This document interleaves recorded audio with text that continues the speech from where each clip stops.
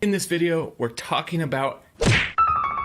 Last time at the first debate, we had millions of people fact-checking. Our goal is to offer a platform for all ideas. You know what? I'm about to say it. Say it. So whenever somebody interrupts me, I'll be like, wait, I was talking. Do not interrupt me.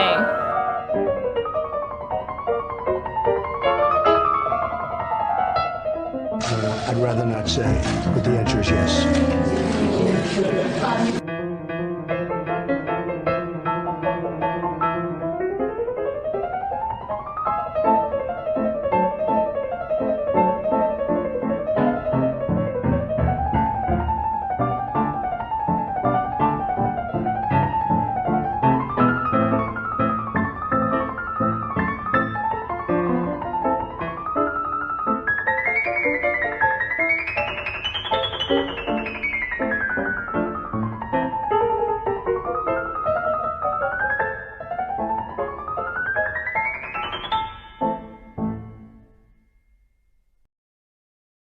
Welcome to Kingdom in Context.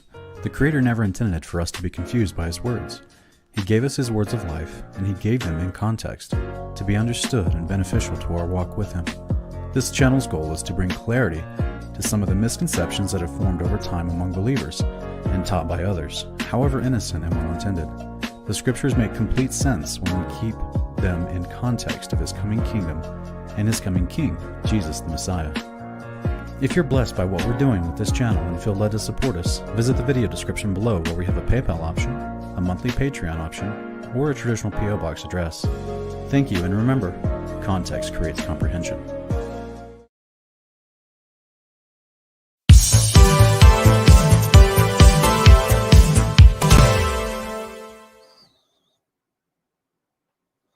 Welcome, fellow brave believers. This is Kingdom Cast. I'm Sean, your host. Thank you for joining me, everyone. And tonight we are going to be diving back into our Investigating Babylon series. We'll be doing part 4, and I'm excited about all of them. But this one was a lot of fun to put together. It's just this is a hot topic for a lot of the world. Really, is what we're going to be talking about tonight. But as always, we want to keep it into biblical context. And this is why it's a part of our Investigating Babylon series, because the world has taken this topic and is trying to push a different narrative that doesn't align itself with the biblical context at all. So hopefully tonight, we're going to have a unique perspective on this topic and learn something fun along the way to give us a deeper appreciation for this unique concept of ancient Babylon that we see prophesied and at the rest of the Bible, later called Mystery Babylon. So we're excited to bring this to you tonight. I hope you guys are excited to watch. We have quite a few people in the chat already, and I appreciate you guys being patient with me. I was having to finish up some things. Had a lot of meetings today. Mama Lou Bear is here. Jeff Shazzel, Miss Marcia's here. AC, Windfeather, Sean M, Certain End, The Blood Saves, Andrea Coughlin, Mary W. All right, looks like Paul Levi's back. Anthony Sislin's back. Dan V, welcome back, everybody. Earl Rogers, Mr. Bear, Paul the Disciple, Clifton Breedlove, and a whole lot more. Welcome, everybody. I appreciate everyone being here. And hopefully you guys are, yes, Gina, this will be very unique. I hope that it's going to be unique because this is information I've never heard anyone talking about, especially in a related fashion of, how it's possibly related to biblical Babylon. So hopefully we'll give us a greater, deeper appreciation for the Scriptures tonight. And now, as always, guys, I just want to remind everyone that if you are actually learning something from this, be sure to subscribe, share these, what I'm saying? If this is a blessing in your walk, if it's something that you feel is beneficial, you have to share them on social media, and also to give it a thumbs up. That way it pushes us out to a few more hundred people in the algorithms for YouTube. And but when you share it on social media, that's how you get around any suppression. So a lot of stuff that I talk about on this channel, YouTube demonetizes my videos. And now when they demonetize a video, that means not only am I not getting the pennies on the dollar that they would give me, because I average like $4 for every 1,000 views for my videos. which is pennies on the dollar. That's nothing. But when they demonetize it, they actually will, not recommend it anymore as well. So that's why, like, sometimes a lot of my videos, if I have 9,000 people that are subscribed to my channel, and you see a ton of my videos, they don't even get 5,000 views because it's not even being recommended to my own subscriber base, because you just get, I personally think that also due to the content that this channel is also being shadow banned. But in addition to that, even if it weren't being, you would have it being deranked. Is the idea is that the videos are not suggested and recommended because they don't like what you're talking about. So to get around that, you got to share it on all your socials, get the word out, help us grow. I really appreciate everyone for being here and supporting us as you have so far. So guys, we got a lot to cover. I've been gone for a week. We were doing family last week, and I've just been extremely busy with Lighthouse. You probably saw the advert coming in. Guys, be very encouraged. We're going to be, our goal is to begin the beta testing, the beta test launch later this month. And then we're going to go to the soft and then the full release. So that's where we've just, hopefully you're excited as we are. But this is a huge project, so it's taking us some time. We want to make sure we get it right when we actually have it available for everybody. So just be expecting something good, because we won't have to worry about talking about demonetization or being deranked or any of that stuff, because we'll just, it'll be videos with good content. We'll be able to grow freely again. So we're excited about it. All right, let us jump right into some of this stuff. Give me just a minute to organize some of this.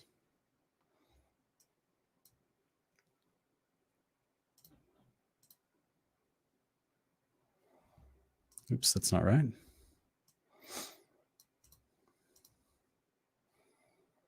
There we go.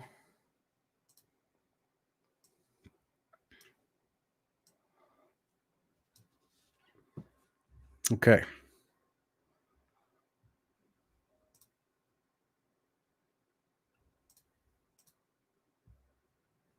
All right, guys. Here is Investigating Babylon Part 4. We'll be talking about the ancient flying machines, and let's just jump right into it, guys. As always, we've been discussing, this series is going to cover Babylon in the past, Babylon in the present, and then the future Babylon that we read about in prophecy, leading up to the return of the Son of Man, the second coming of Jesus. So tonight we're still building a good foundation so we can understand this prophecy that we get to in the future. And part of that foundation is we have to understand the past. So there were ancient flying machines in the past, and we're going to go over those different types of flying machines. Now, the reason why we did part 1, because I'm trying to, strategically address certain concepts as we go through this series. Part 1 of this series was I was trying to show folks that Babylon itself was, the Genesis 11 idea that we read, all the scriptures, Genesis 11 and Jubilees, I think 13, all the nations came together to help with the Babylon, because they all spoke one language at that time. As they were dispersed and they spoke different languages, they went back to their original homelands, speaking a different language, developing, different cultures, but they still carried on the practices of Babylon, the same practices in a variety of ways. And that's what we've been dissecting little by little with these videos is I'm showing you the integration of those different cultures, and they all had the same practices that we see and trace back to ancient Babylon. And this is the same practices that we're going to see in the future as well. So let's look at ancient Babylon, which in scriptures, we'd also call it the land of Chaldea, or sometimes they call it Sumeria. It depends on if you're looking at like secular research, but in the Bible, we see in Genesis that Abraham was called out of the land of Chaldea in chapter 12 of Genesis. This is also going to be in chapter 12 of the book of Jubilees. So Chaldea was considered the area which was formerly Babylon. It was a part of that same empire, but it sometimes is referred to as the Assyrians or the Babylonians, the Chaldeans. It's very synonymous, even though it's kind of like saying you're in Texas, Oklahoma, or Kansas, but they're all Americans. Does that make any sense? You might call them a Texas, Oklahoma, or a Kansas. What do they call people from Kansas? If anyone knows in the chat, they call them Oklahomans. They call them Texans. Kansanites, Kansasians. I don't even know. Put it in the chat, guys, if you know what they call people in Kansas. But the point is, they're all called Americans. Same thing with Babylon and Chaldea. So as you're seeing on the screen here, this is an actual image I lifted from a hieroglyph from ancient Babylon. And you see this hieroglyph at the top right-hand corner of the screen. And some of you probably can make out what you're looking at, but just in case you can't, I want to bring it a little closer for you. And you can see that this is a circular shaped craft in the air. There's a guy in the middle of this photo of this hieroglyph who has a Dagon outfit on, the fish head Dagon that he's wearing. And they used to wear these like it was a cape and a hat mixed together. It was the mitre. And so he's looking up into the sky with his hand extended towards this ship that there's what looks like 3 people in this circular ship. And it's got what looks like a little bird tail at the bottom. And that's an artistic depiction that it was, able to fly. This is why in ancient Greece with some of the gods, you would see the artistic depiction of like Hermes of ancient Egypt. He would have the wings on his feet. Same thing with, I think it was Nike of ancient Egypt, of ancient Greece, would have the little wings on his feet. That was a artistic depiction that those gods could fly. And so we see in this particular hieroglyph, this person that's in the right-hand side of this craft, he is actually, I don't know if you guys recognize this from the previous episode, part 2, he's actually holding a Vajra. So just straight up in his hand, he's got a Vajra. Remember what we talked about when we reviewed the Vajras in part 2, and how they were considered to be able to control the weather or control flying machines. You have on screen here, Babylonian hieroglyph, a dude in a circular shaped craft in the air holding a Vajra. So let's keep moving along. This is a very similar thing. This is a common hieroglyph that you'll see in ancient Babylon, and it's actually of a king that also was considered to be in this craft. And the way they depicted it, because it's 2-dimensional, they didn't depict it 3-dimensional. But you have the center mass left to right. It looks like extended bird wings, but that's supposed to be the circular shape of the craft, and he's sitting in the center of it. And there's that depicting idea of a bird feather underneath him with bird legs that come out. And there's a reason for that, and we're going to show that here in a little bit. So just hang with us. But there's a reason for this. This is the same image that we're seeing in both of these hieroglyphs from ancient Babylon. And of course, it was not for the average person to use. In the laws of the Babylonians, the Hakata, I don't know if I said that right, unambiguously states that the privilege of operating a flying machine is great. The knowledge of flight is among the most ancient of our inheritances, a gift from those upon high. We received it from them as a means of saving many lives. So this is in the Hammurabi, the laws of the Babylonians, Babylonian law code, and other commentary on ancient culture from it's a deeper study in itself, but this is a quote from their ancient texts. They're literally telling you they had flying machines. Now, this is not aliens, guys. This is not what the History Channel and Ancient Aliens tries to take this information, and they want to impose onto it the narrative of outer space aliens coming down and giving mankind this knowledge. It's not. You don't need all those aliens. As Alex Jones says, they're not from outer space. They're interdimensional. Yeah, it's they're not outer space aliens. They're just simply, like we've talked about before, these are the information that was passed down from the Watchers, the rebellious angels from before the flood.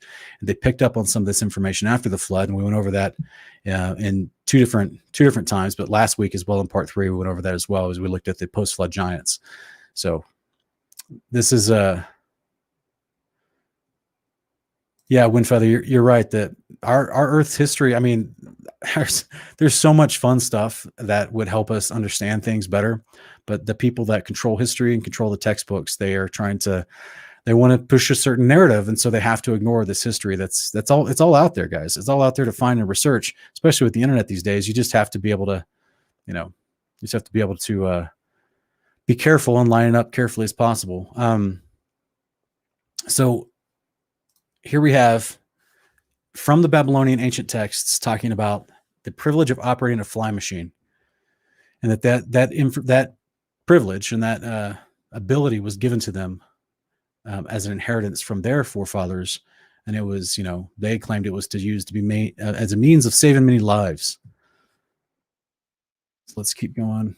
If I get my mouse to work. All right, so that was Babylon. Let's look at India. India gets even crazier. Okay, guys, it gets even more obvious. So in ancient India, it's very common and well known that they had flying crafts everywhere. It's very commonly well known. And we're going to go into that. I mean, there is no guessing. There is no, that hieroglyph could have been something else. You're just making that up, Sean. Like, guys, it's literally in their writings. It's everywhere. This was something that's called a vimana. And this is an ancient Indian craft. This particular one's called a shakuna. I don't know if I'm saying that right. But this particular craft, as you can see, it has a schematic. There's a bunch of Sanskrit writing all around it, but there's a schematic on the front lower side of it that you see. There's circular shapes inside made of wood, and that this thing flew through the air, no problem. And the reason why it's showing as a tilt is because that was one of the ways that it had propulsion. So in ancient Sanskrit, the ancient language of ancient India, vimana means measuring out or to transversing. So it literally means to transverse, to go from one place to another. The Bowden Professor of Sanskrit at Oxford University in England in 1890, he translated the word vimana as the chariot of the gods, because that's what he understood it to be in all their texts. In one of their ancient texts, it says, at Rama's behest, these are referring to different gods from ancient India, the magnificent chariot rose up to a mountain of cloud with a tremendous din. Another passage reads that Bhima flew with his vimana on an enormous ray, which was as brilliant as the sun and made a noise like the thunder of a storm. Does that sound rocket powered to you guys? You got a bright light coming out of the bottom. Sounds like thunder. Does that sound like rocket power to you guys? Some sort of propulsion system? We're going to go over the possible propulsion systems here in a few minutes, so stick with us. Here's some different depictions of ancient vimanas from ancient India. And in the Sanskrit, the ancient book of Samarangana Sutrahara, I think I said that right, very difficult. It is written, strong and durable must the body of the vimana be made, like a great flying bird of light material. Inside, one must put the mercury engine with its iron heating apparatus underneath. By means of the power latent in the mercury, which sets the driving whirlwind in motion, a man sitting inside may travel a great distance in the sky. The movements of the vimana are such that it can vertically ascend, it can vertically descend, moving slanting forwards and backwards. That was why that earlier vimana we just saw was kind of tilted to the side. It's slanting forward as it's moving through the air. With the help of the machines, human beings can fly in the air, and heavenly beings can come down to earth. Heavenly beings can come down to earth? We'll get to that in future episodes, guys. The Pushpaka Vimana was a gigantic plane the size of a large city, entirely capable of holding unlimited numbers of people, as explained from Professor D.K. Kanjilal's observation of the Matsya Purana. Matsya Purana. I can't say it, guys. I don't speak broken Sanskrit or Hindi. But this was the idea that they had vimanas so large, the larger ones they called pushpakas. And this held a large amount of people. Okay, these are huge. Huge. Yeah, the blood saves. This is something that we're going to talk about, and like I just read from the descriptions of the ancient vimanas, that they could just ascend vertically and descend vertically, and then they would tilt forward as they transversed. So we all know what that aerodynamic maneuvering looks like. We've all seen movies. We've all seen that before. We're going to get to that here in a little bit.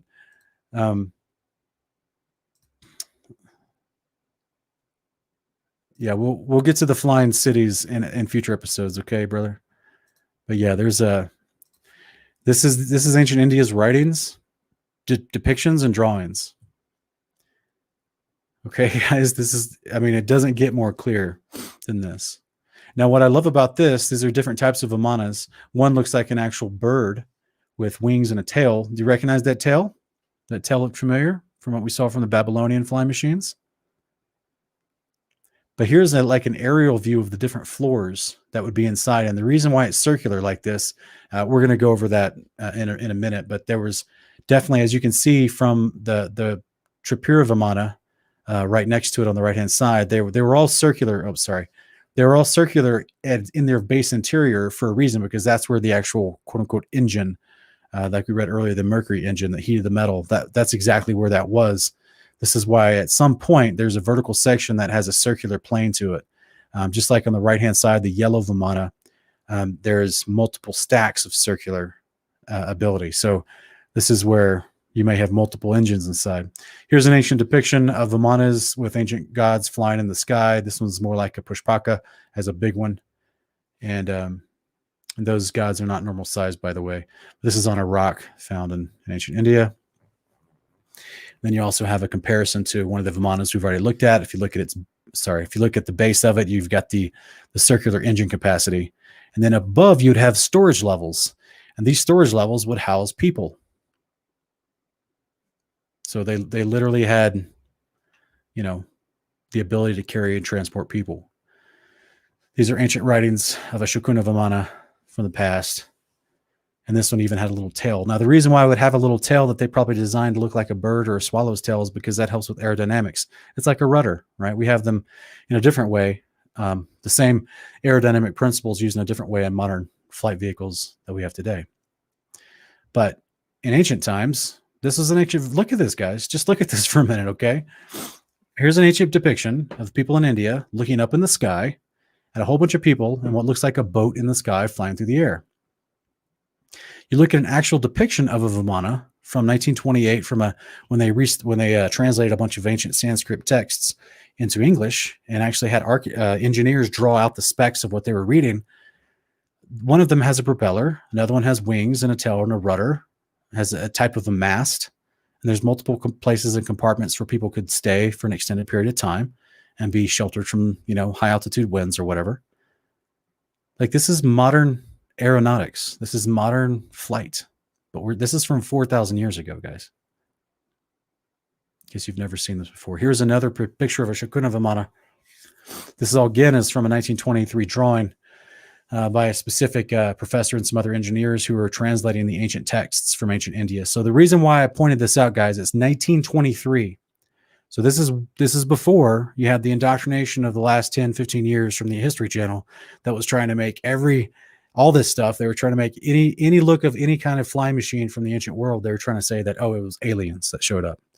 So this is people from the 1920s that took stuff from ancient India, translated the texts, and actually drew with schematics what they thought they were reading. And they're drawing a flying ship with wings and a propeller and metal engines that burn metal. And I'm going to explain that in just a minute. Yeah. Yeah, Sean M., their idea with these was not to penetrate the firmament, but just to traverse the sky. I'm sorry, I hit the wrong button. That was Sean M.'s statement. But certain end, you're right. Advanced airships that would blow us out of the water. Yeah, as far as we're going to get there, I personally, and we'll see at the end of this presentation, I personally think many of these airships are being replicated today. We already have this technology. They've already figured it out. They're just not going to release to the public. So, we do have a highly advanced aircraft. They just maneuver in a different way of single point propulsion or with a gyrocopter, whereas these had a sense of floating, very different type of aerodynamics and propulsion, flight propulsion. All right, so if we continue here, this is the big question a lot of people ask is, what is powering these crafts? And this is why I had this quote earlier from ancient texts from ancient India, from that same doctor that I quoted, where he talks about how they flew with his Bhima flew with his Vimana on an enormous ray, which was as brilliant as the sun and made noise like the thunder of a storm. Well, there's a reason for that. And many people believe it was because of cinnabar. So cinnabar is an actual mineral that's extremely dangerous. It's mined in multiple places around the world. And cinnabar is a mercury sulfide. So some of the ancient texts from ancient India, I didn't have time to put them all on screen tonight, guys, but it actually talks about how they would power these crafts with mercury and quicksilver. Quicksilver is also a word for mercury. And also sometimes they would mention honey, which I don't know how they used it. I don't know how that works, but that's crazy. To me, to me, that throws in like a whole different mindset of like a land flowing with milk and honey. So the ancient Indians, they talked about cinnabar and how, because it was basically an elemental mineral that you could mine from the earth, but it held mercury inside of it. So my wife will probably love this portion because she's a rock hound. She's a rock nerd. Cinnabar is the absolute most harmful mineral to handle on the earth. It is the world's fundamental wellspring of mercury, and it's been mined subsequent to Neolithic times. It means a long time ago they've been mining this stuff. It was found in tombs of ancient Egyptians and Mayans and the Chinese, and it was mined from Egypt and Italy, Southeast Asia, ancient Greece, and Assyria and Babylon areas within those kingdoms. Isn't this crazy? So here's an actual video. We're gonna skim through this video. This is someone that's going to be taking and creating from cinnabar. He's going to be pulling the mercury out of it. Okay, so we'll skip through a little bit of this. So he's going to be pulling mercury metal out of this mineral cinnabar. And he goes through, I'm not going to actually have you watch it all, but he goes through the motions and shows you the chemical process that he does. He heats it up. So you see he's got it on a stove. He's going to heat it up.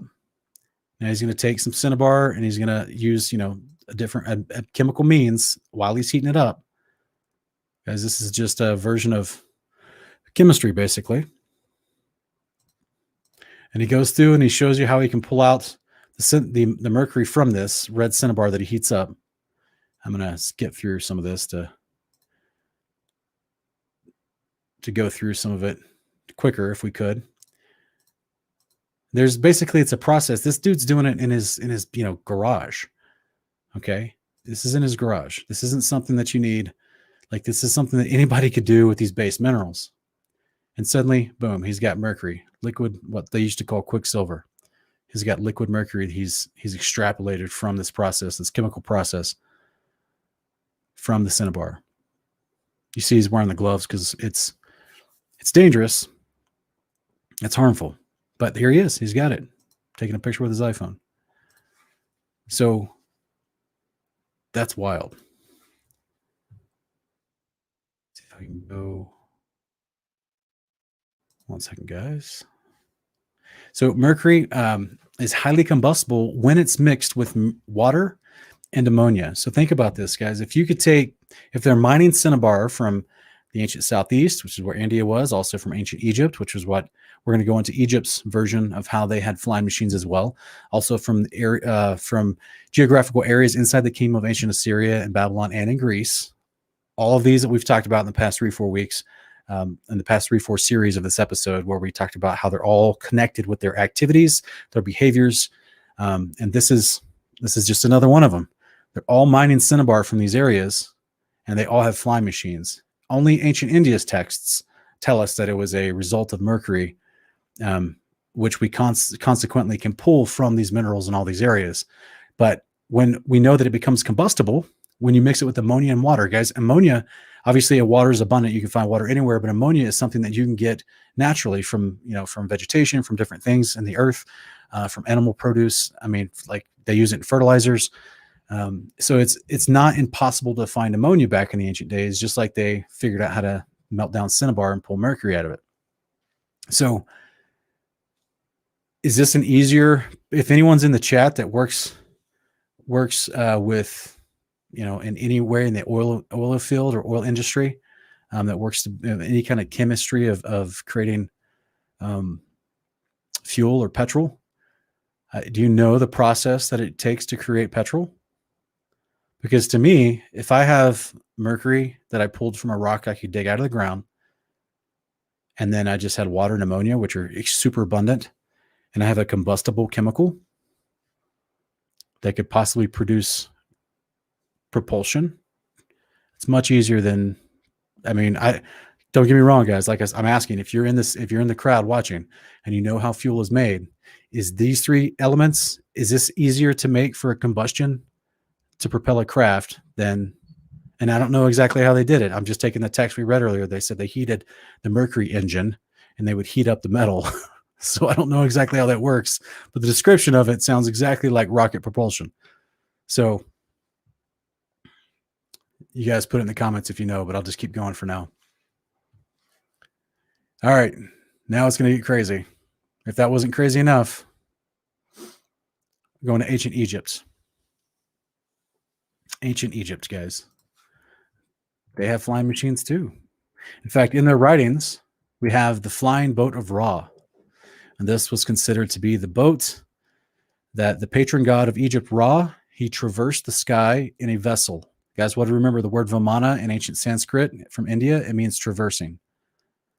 And here it is, this particular boat that is in all their Egyptian hieroglyphs that was attributed to the patron god Ra. That's also why the scarab beetle and the sun are above the boat, because that's a part of all that is attributed to Ra as well. And this was called the Boat of a Million Years. Here's an artistic depiction in a museum about it. And if you look closely on the side of the interior, there is actually Ra with, the hawk-headed god Ra with the sun above him.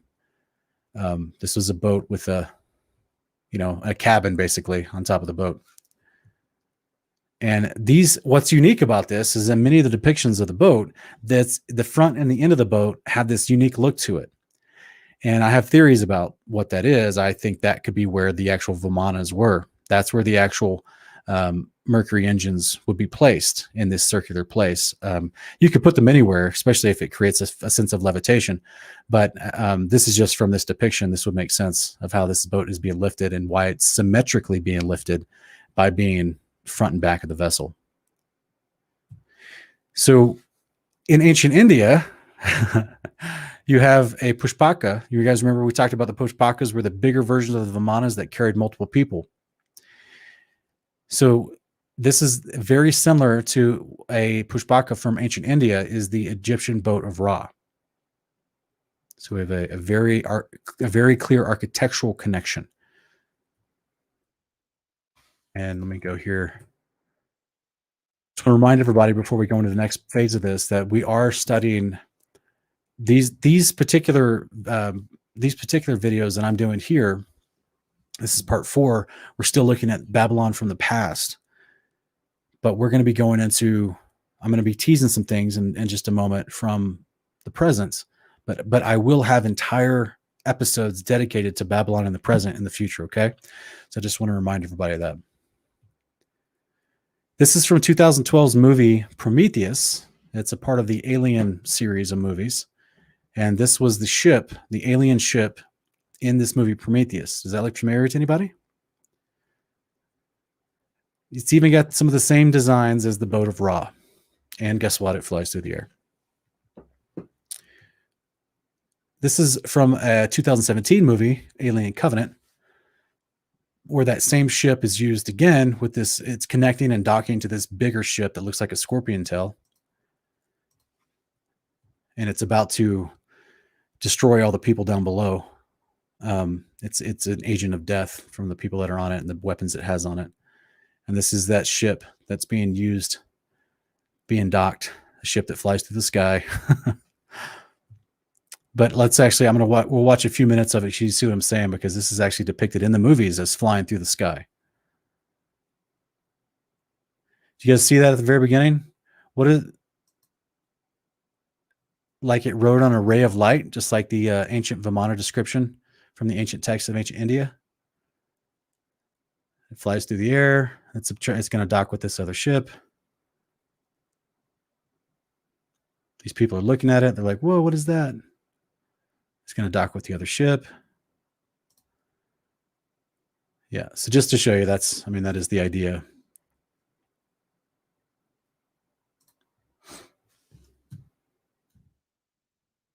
I won't take guys.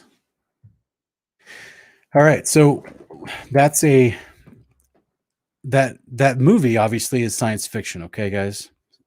Here's real life, modern day aeronautics, advanced aeronautics. This is the Air Force in the 1950s producing a craft, circular in shape, And this is real life, guys. This is when we see modern day activities matching ancient descriptions from artwork and from texts. This is from the 1950s, and the Air Force, the U.S. Air Force. They had a circular craft that was built by a Canadian company. The idea was to have an unusual flight path. And we're going to see how this design is very, very unique. Look at this. You guys, does this look familiar? Do y'all remember what we just looked at from the ancient Babylon? Does this look familiar? Look at this. Look at the side profile. You got a guy sticking up the edge in the middle of a circular shape. It's a hovercraft. It can fly. It wasn't too great. Now that was, of course, what they tell you. They tell you that it can only go like 30 feet high, and it couldn't go very fast, only like 40 miles an hour. They were trying to design it to go 10,000 feet and fly at hundreds of miles an hour, but they claimed they didn't achieve that goal and that they abandoned the project. I highly doubt that. I highly doubt that. So here's an actual quick video. We can watch some of their testing, basically, of this craft, just to show you that this thing is not touching the ground. Literally was designed and put together for vertical takeoff and landing, and to reach high speeds. And they did all kinds of tests that they actually filmed for us to watch. This doesn't get any more obvious, in my opinion. This is right in our face. They released this to the public to be seen. And this was in the 1950s. You think they have anything better now? I do. So this is a 1996 craft, or 1988 craft of a flying car with the exact same shape and design.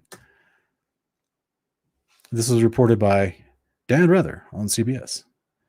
I would watch anyone other than Dan Rather. So this is a science expo showing a blimp-like structure.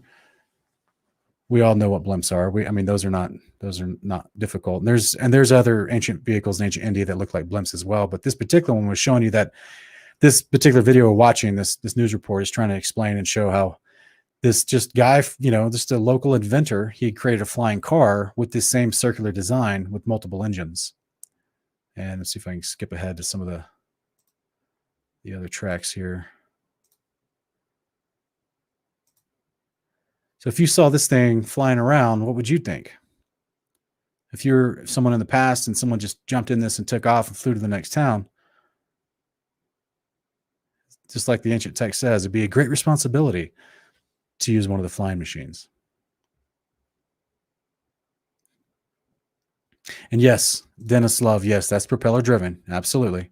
This is why I read earlier from the text from ancient India that they had they were heating up the metal, using it with the mercury, some form of combustion that was creating the propulsion for them. So yes, and this is, I was also showing the circular design of the ancient Vimanas and how they were made with different compartments. What was in those compartments? What was the actual mercury engine that was being used within that circular design? No way to tell. Was it a similar style engine as this guy's put propeller-driven engines inside of this circular craft? No way to tell. The ancient texts that were translated in 1923, they actually had literal propellers on the outside. Did they ever try putting those propellers on the inside? Hard to tell. But ultimately, this is a very interesting concept because we're bringing into the present a similar aeronautic design for flight that we see in the ancient past. So let me stop right here and we'll go to the next. So look, just check this out, guys. This is from the 1950s craft. You have up here at the top, ancient Vimanas from ancient India and a flying machine of some sort from ancient Babylon. This is the circular fashion in both occasions from India to Babylon. And then we have one of the larger Vimanas here on the left-hand side that would have that same plane of circular fashion inside of it as depicted in the schematics above.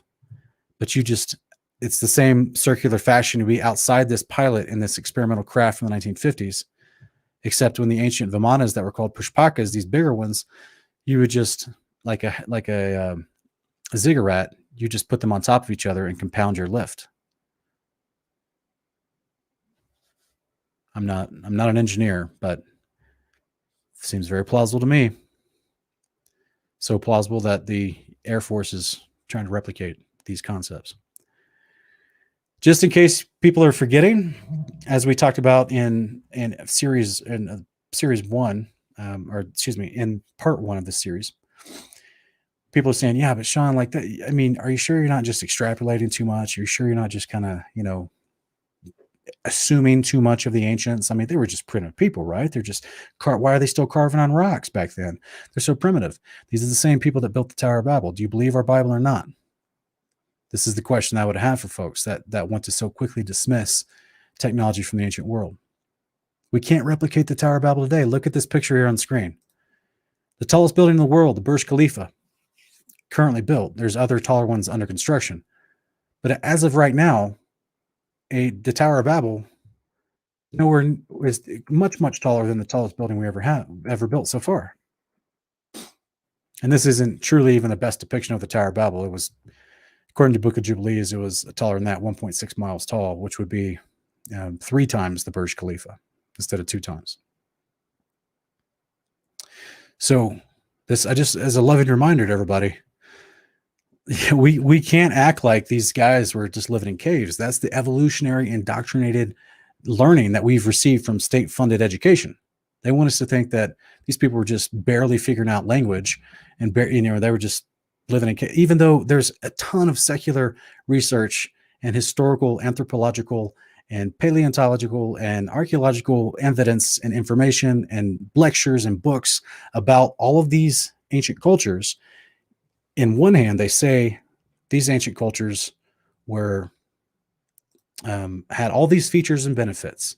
In the other hand, they say they just crawled out of caves. In fact, if you research history, you'll see about 4,000 years ago, they're baffled because they can't figure out the etymology of languages and why it seemed to explode 4,000 years ago, because they won't acknowledge Genesis 11. And they also are baffled, which is willful self-denial, in my opinion, because they won't actually acknowledge that there was extremely advanced civilizations. To me, this is what the History Channel's version of Ancient Aliens is trying to do. They're trying to come in now after 70, 80 years of public indoctrination to tell people that they came from monkeys and that, man's been around for 100,000 years. And, only about 10,000 years ago did we start figuring out how to make the wheel and how to actually have civilization of some sort. And then it didn't really get very good until, so they come in with this lie, right? That's completely backwards from what the scriptures say.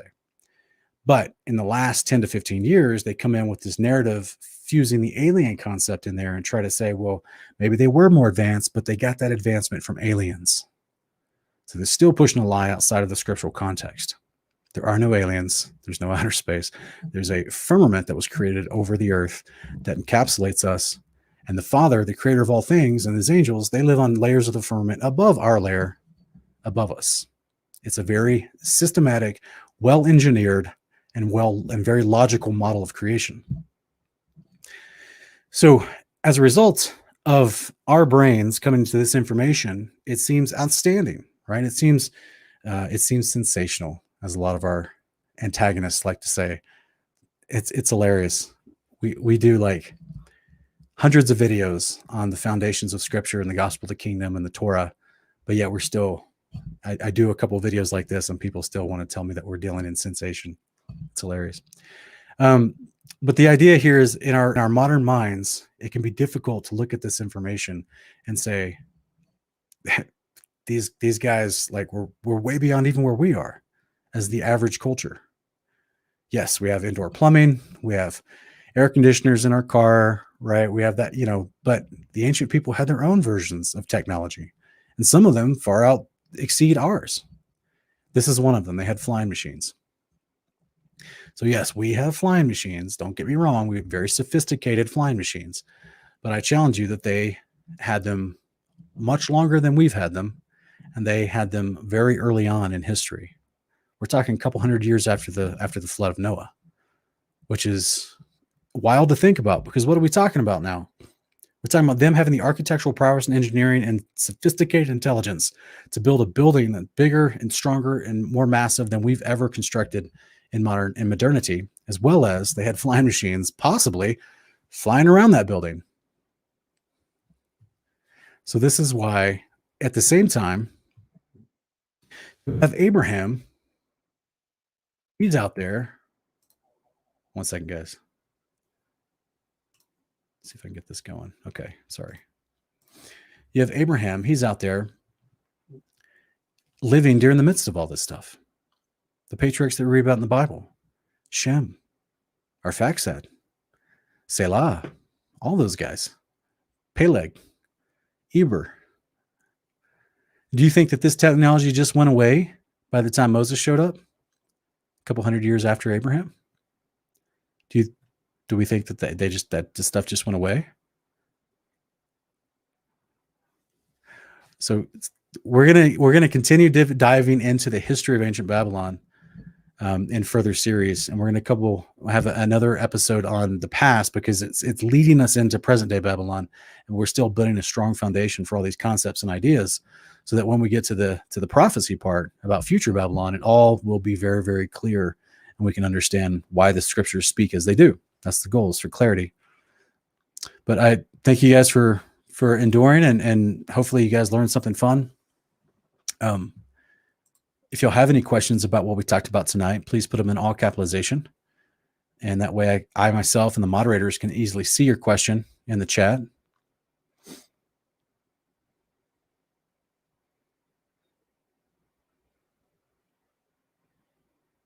Sean N is asking, didn't Zeus travel in a flying ship? I didn't find anything, and I've never seen anything from ancient history. The Greeks themselves, they just referred to their gods as being able to fly.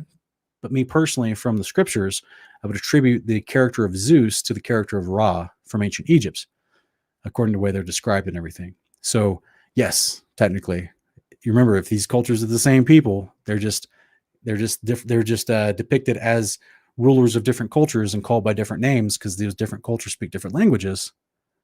Yes, then the Zeus character will be likened to the Ra character, and possibly one of those Babylonian god characters in that flying machine as well, who had the Vajra in his hand, just like Zeus has the Vajra in his hand. All the same peoples, all the same characters. So yeah, he would have a flying machine too. But the ancient Greek myths and the writings about the ancient Greek gods, they don't really specifically, as far as I can remember ever seeing, they don't specifically talk like the Indians or the Egyptians about them having specific vessels to fly in. They just said they could fly. They would just say how the gods could fly, but didn't describe how.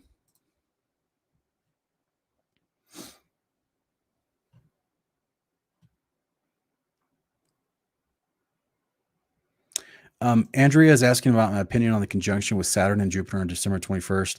I apologize, sister. I don't have any opinion on that.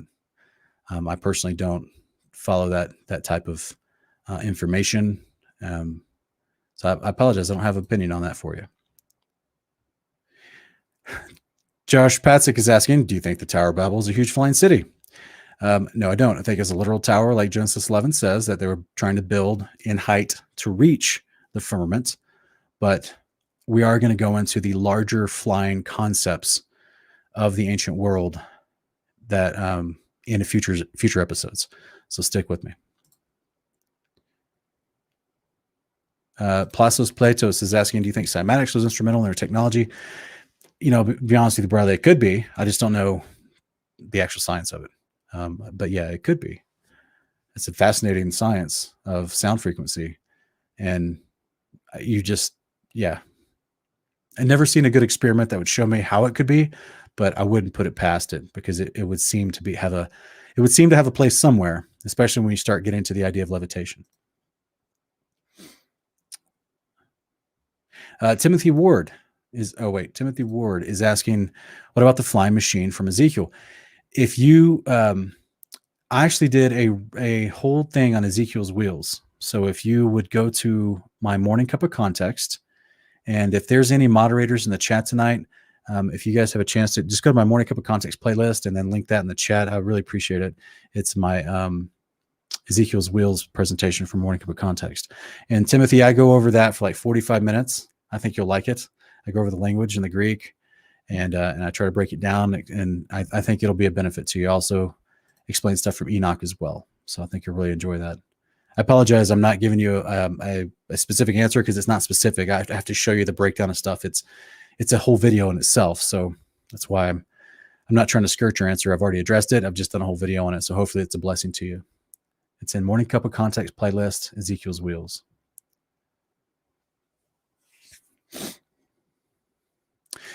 Certain end. Next time we're going to be in part 5. We're going to be going over the king of Babylon. So we're going to be explaining some of that stuff from ancient times.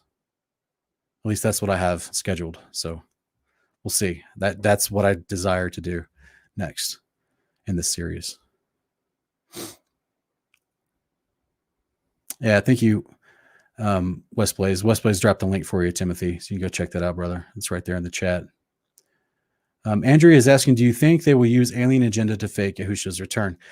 I personally don't think they're going to fake Jesus's return or Yahushua's, however you want to say his name.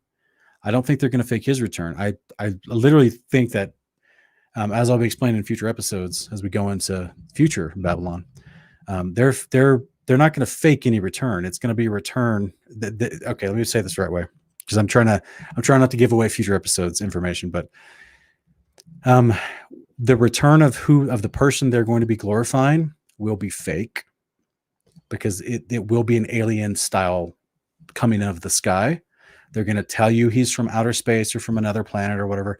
I do believe they're going to use that agenda that they've been insulating into the world through media for the last 80 years. I do think they're going to use that agenda and go with that type of narrative, but they're not faking the Messiah's return.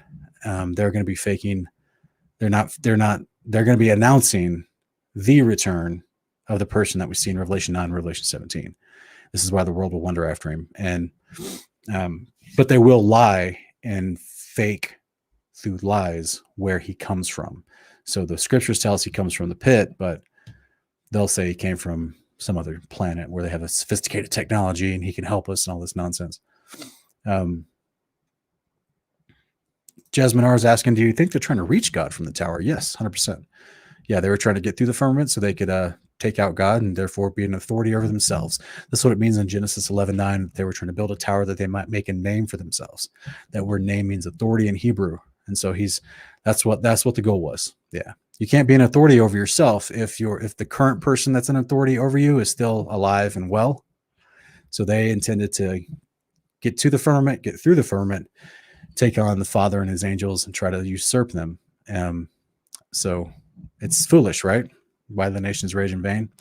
But that's what deception does to you. It causes you to waste a bunch of your effort and time, money, and ultimately you just end up being frustrated by the Father anyway, because he will punish you for doing ridiculous stuff. That's now again, just building a big tower. Clearly, there's nothing wrong with that. We're doing that today. It was their intent of why they built the tower. They were literally wanted to take God out of his position of authority over them so they could judge themselves.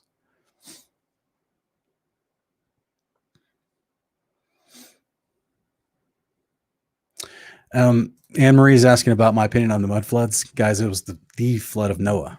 That would carry a tremendous amount of mud with it. I don't. And there have been local floods and huge earthquakes that shifted in certain regions across various countries in the last, 2,000 or more years. I mean, in fact, a lot of people don't realize that there was an entire Egyptian city that went underwater about 1,000 years ago, in 1100 AD.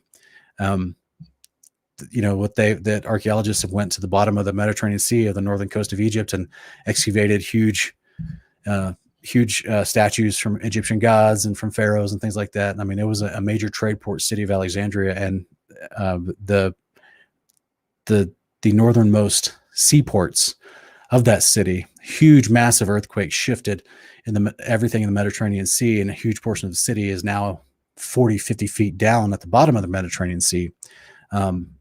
So point is, things like that have happened all throughout history.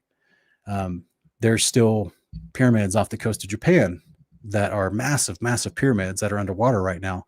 Some people wonder, is that from the flood of Noah, or was that from coastal earthquakes along the edge of Japan, which they have often? That's why there's always tsunami warnings with Japan.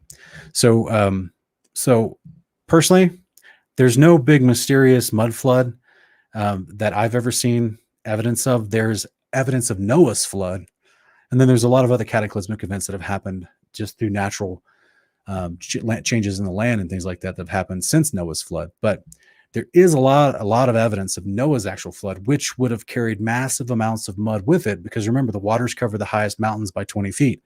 So that means over the whole plane of the earth, lots of mud would have been flowing with that back and forth. The world was underwater for an entire year. So just like if you see the bottom of an aquarium, you see fish and things move along the bottom of the aquarium, it kicks up dirt and dust, and then they resettle. You'd had a lot of that happening as things were continuing to shift during the year the earth was underwater. So yeah, those are my thoughts on what people are pushing as mud flood. I know that's very unpopular, but that's what I have to think about it.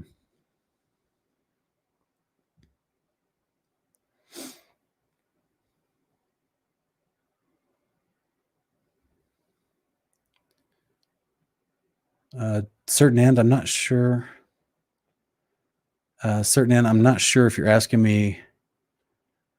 I'm not sure what verse you're going off of. I think it's the one in Daniel, but God,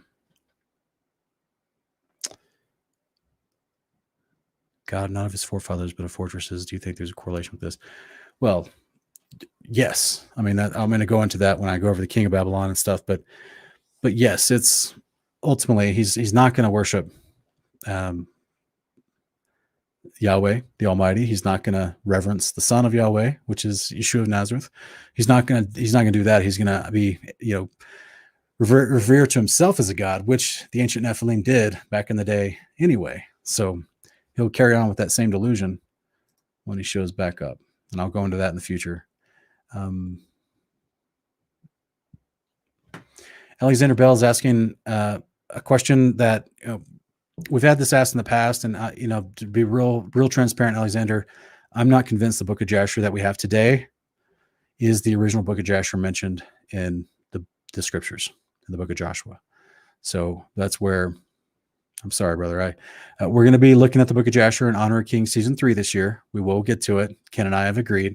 We're not going to get to it in the next couple of months because I'm too busy with Lighthouse, and that's a huge book, and that takes a lot more research and time to prepare so that I can properly present to everybody. But yeah, we do not have a lot of confidence that that's the actual Book of Jasher. We feel like it's been revised and redacted throughout the years because of there's so many ways it doesn't line up with other texts. And so I apologize. I wish the Book of Jasher was true because it's got some fantastic stuff in there as far as what it claims. But I would suggest that some of the stuff in there, you can surmise from the other scriptures if you just study them deeply. But that the modern day version of Jasher, I do not have a lot of confidence in.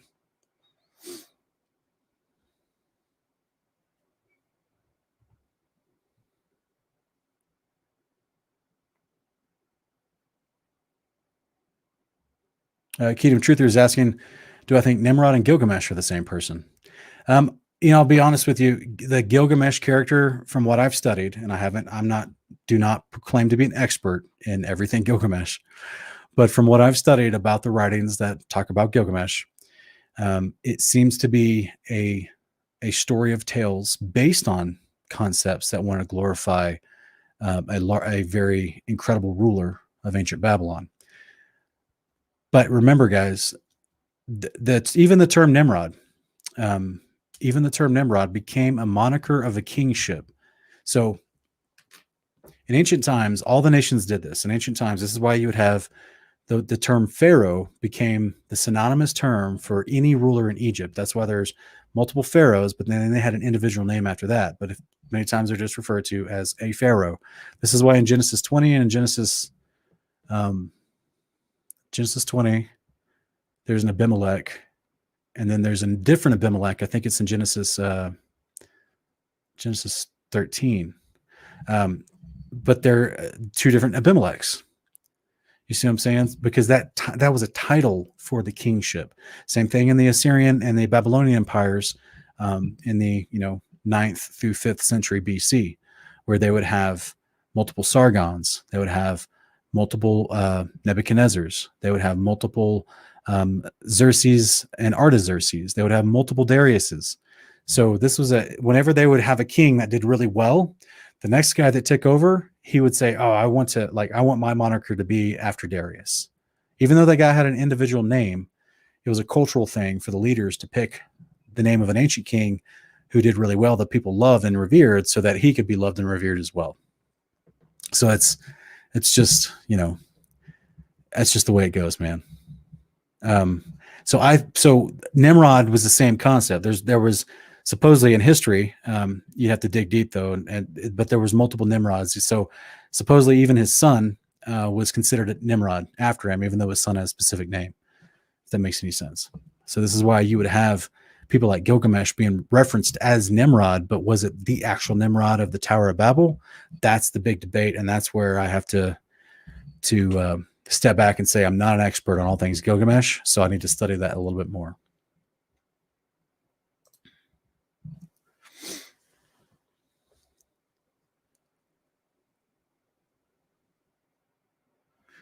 Roy Spell is asking about who are the ones the Father tells us to be fruitful and multiply there before Adam was created? ?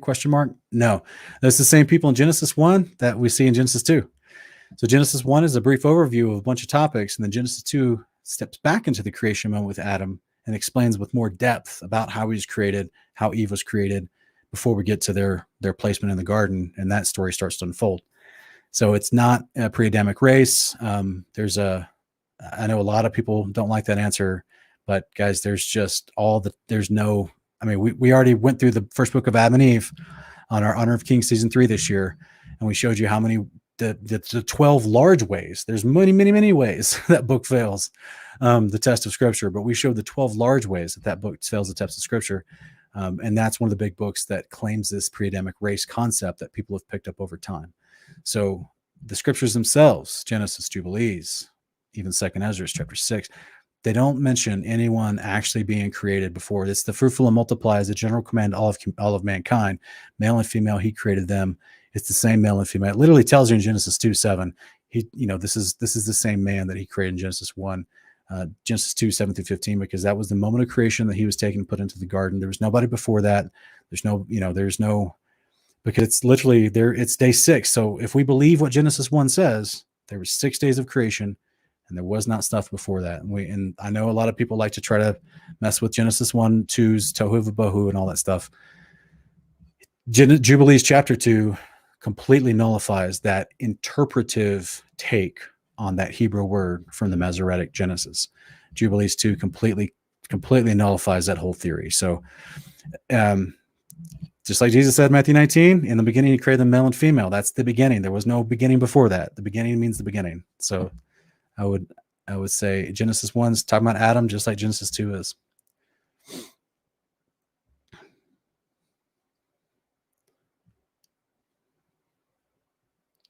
All right, guys.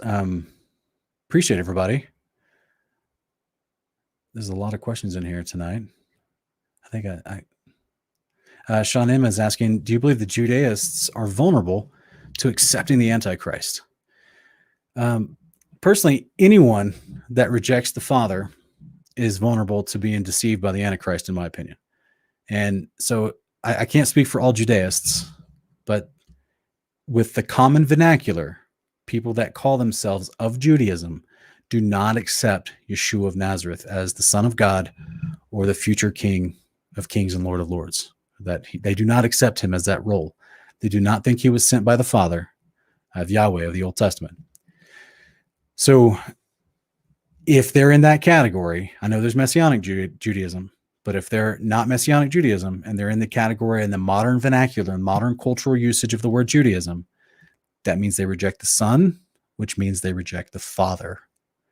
This is why Jesus said, if you reject the Son, you reject the Father, because the Father sent the Son. John 4:14. That is just the most fundamental baseline of our faith and our discipleship in Yeshua, is understanding this timeless tale, even from the book of Enoch, chapter 105, the Father and the Son.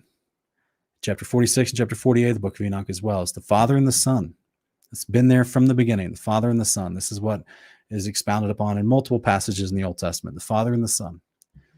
So for them to reject the Son, if you reject the person that the Father sends to you, then you've rejected the Father's authority, because you're rejecting the message that the Father gave to this guy to come to you. So anyone that rejects the Father will be susceptible to being deceived by the Antichrist.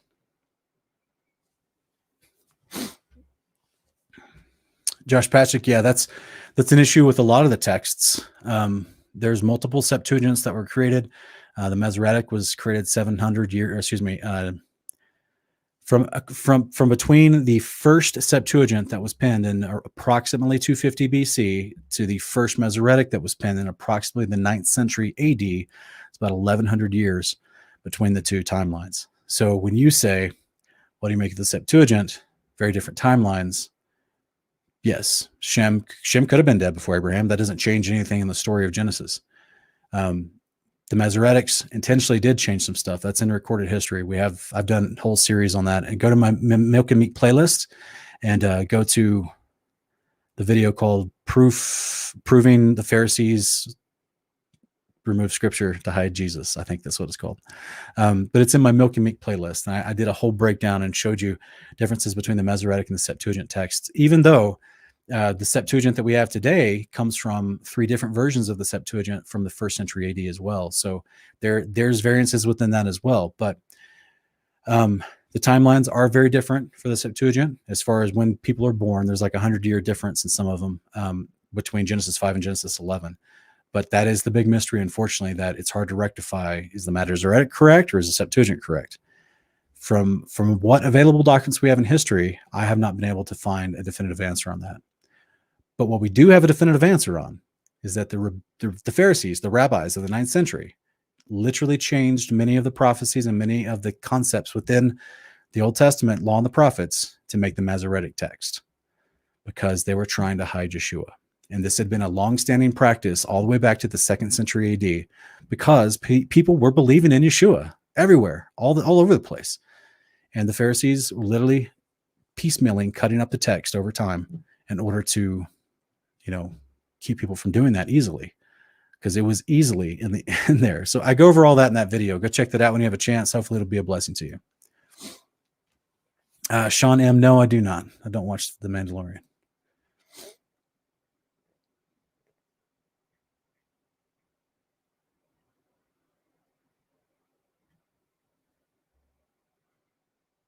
Oh, thank you, West Blaze. He put that up there for people to go check out.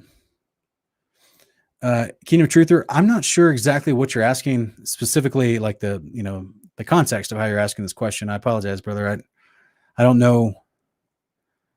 I mean, it depends on who. I don't know the people that you're hearing this from. I don't know how they're using the term Godhead. So that could have a very specific context to it. And unless you have a specific question, more specific than this, I apologize. I'm not trying to be difficult, but it sounds like you're wanting me to address a very specific argument you've heard, and I don't know the details of that argument. So I apologize, brother.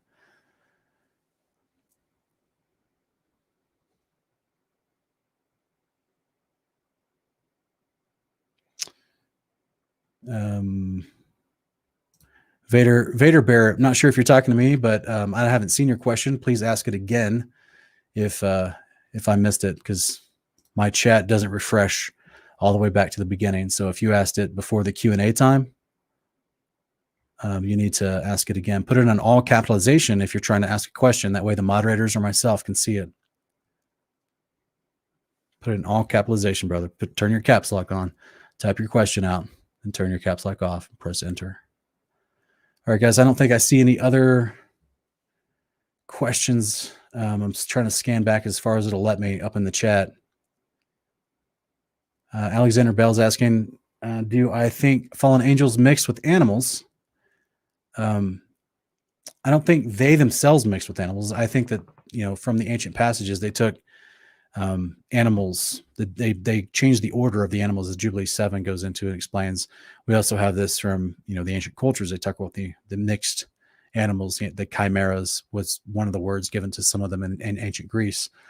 And I considered including some of that concept in this Babylon series, but from the research I was doing on it, there was like tonight, I'm giving you guys like concrete, definitive science. I'm giving you words from texts, pictures that are easily discernible, science that makes their claims plausible. But from, even though I 100% understand gene splicing and modern science today with the transhumanism concept, they are talking about this is the transhumanism thing is something we're going to be going into in present day Babylon series. But the ancient chimeras, where they mixed the animals together, was a mixing of the animals themselves, not the actual fallen angels using their seed inside the animal. The fallen angels only procreated with human women to create the Nephilim. So to answer your question, no, but there was a mixing of the orders of the animals themselves inside the animal realm. Hopefully that's a understandable answer for you.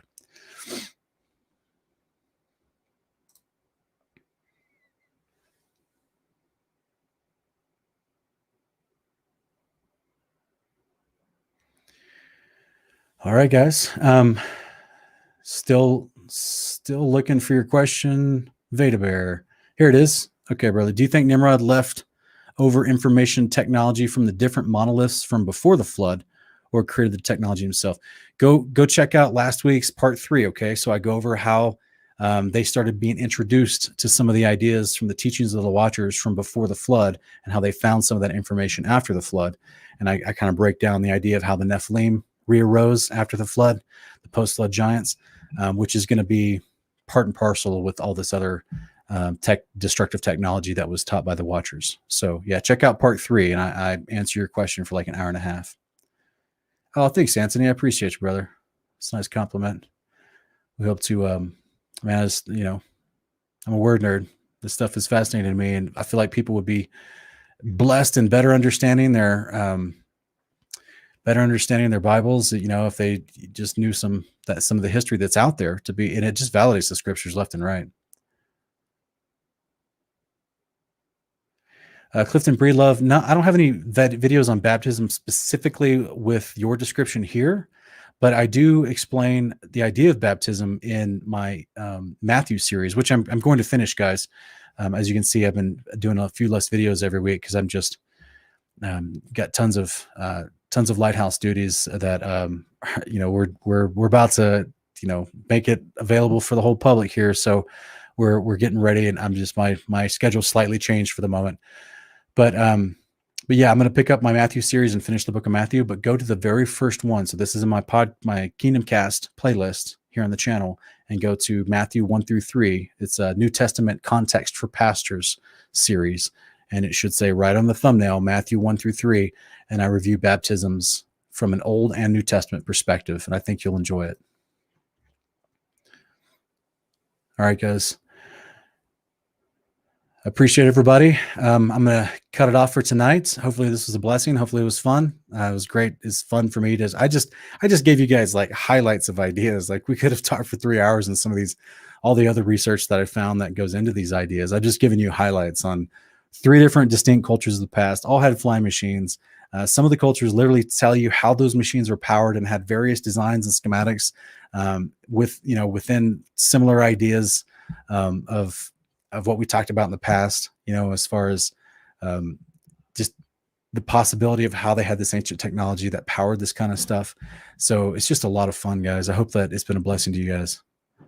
I appreciate everyone, and we'll hope to see you back here tomorrow night. I think tomorrow night my wife is going to join me for Milk and Meats, and we're going to do a special episode tomorrow night. So it should be fun.